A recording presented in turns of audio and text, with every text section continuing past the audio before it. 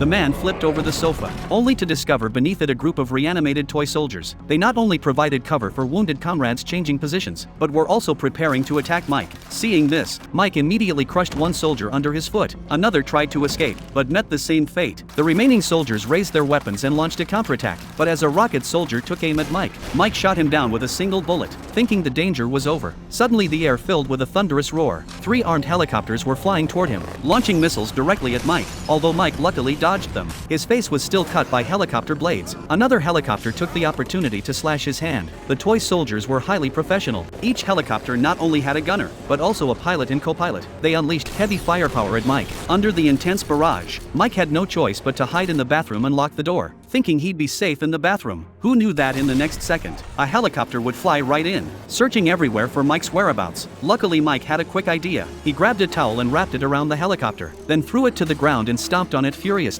At that moment another helicopter came to provide support. Mike immediately counterattacked. The soldiers, sensing trouble, quickly retreated. As Mike was about to pursue them, he suddenly heard a noise behind him. It was soldiers from the first helicopter trying to save themselves. With no other option, Mike picked them up and threw them into the toilet, then pressed the flush handle. But unexpectedly the toilet made another noise. Left with no choice, Mike grabbed a nearby hairdryer, turned it on and threw it in, finally eliminating the soldiers in the toilet. Thinking he would be very safe hiding here, he discovered toy soldiers had slipped a note under the door crack, demanding Mike's surrender. Mike looked at it with contempt, so he casually found a pen, wrote "Dream on it, and slipped it back under. Noticing no movement outside for a while, curiosity led him to open the door to check, only to find a miniature tank in his sight. In an instant, dozens of shells blasted toward the bathroom. Realizing he couldn't hold out much longer, Mike had to climb out the window, planning to sneak around and ambush them. What he didn't know was, a helicopter had followed him out, quietly lying in wait beneath Mike's feet, then launched a sneak attack. Although he was in tremendous pain, he didn't dare make any sudden movements, as he could fall at any moment. Just as the gunner prepared to finish Mike off, Mike suddenly raised his gun and destroyed it with one shot. The next second, the helicopter crashed into pieces due to loss of control. After solving the immediate problem, Mike climbed back inside through the window. He discovered the toy soldiers hadn't noticed him. They were even encouraging each other. Mike finally breathed a sigh of relief. Then he spotted a fire extinguisher and a rubber duck on the table, so he used the rubber duck as bait to attract the toy soldiers' attention,